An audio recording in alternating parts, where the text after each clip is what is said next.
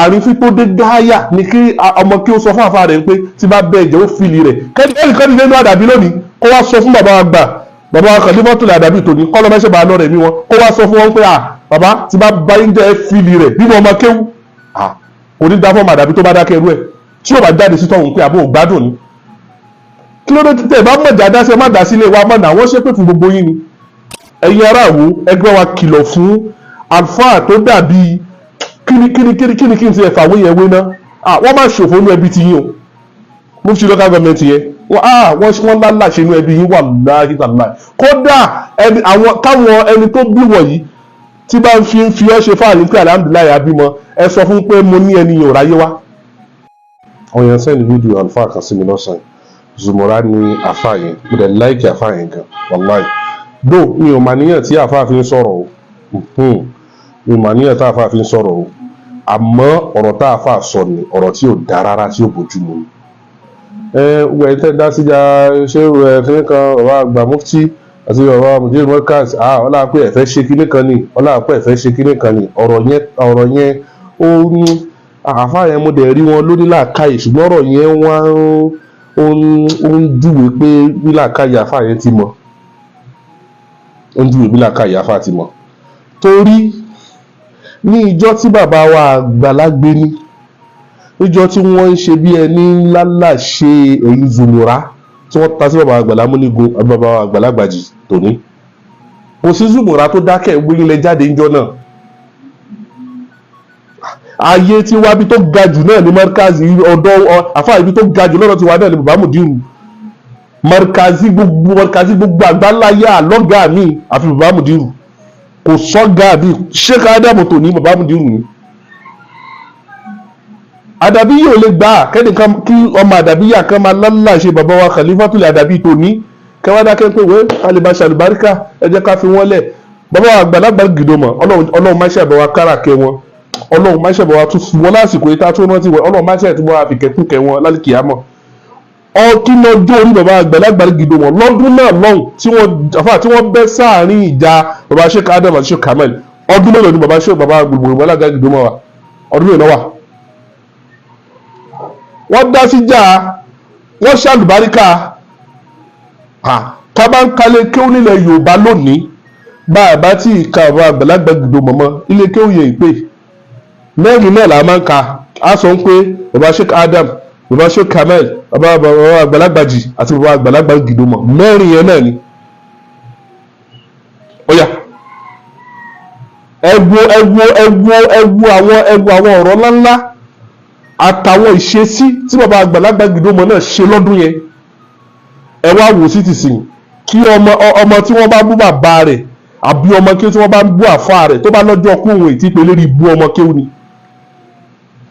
ní ìtẹ́yìn náà ò dẹ̀ lè gbà ni àbẹ́ mọ̀ wípé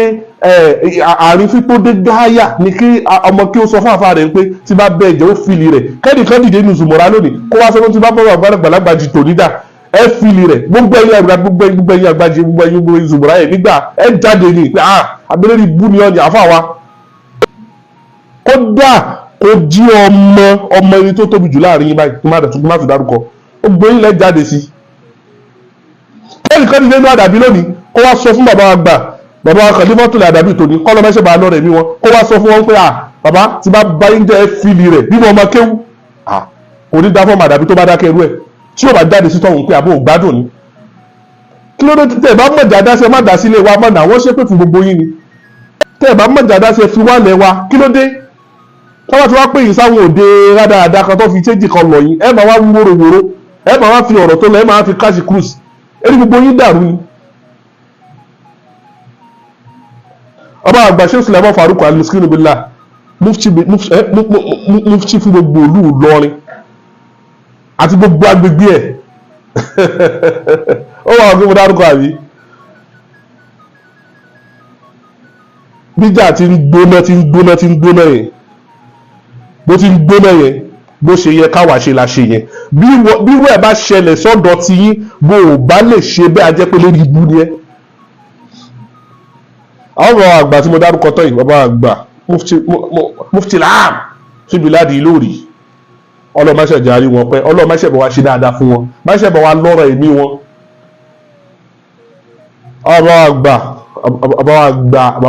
bàbá Bariga aládìyọ àgbà wàá pè ní jẹ tàbí jẹrìn. Bàbá sì kọjá ẹni tí wọ́n bá wa sọ̀rọ̀ táwọn agbọ́n mú pé rárá láwọn gbèsè táwọn bá ti gbé lérí ẹ̀. Àwọn náà ń bẹ lọ́hùn kó tọ̀nà ó kí la fẹ́ gbà bí wàhálà. Bàbá bẹ lọ́hùn ṣubú bàbá ṣé òsì lẹ́mọ́ Faruq ń kíjì pa Ọlọ́run ń jẹ́ káwa náà ṣubú.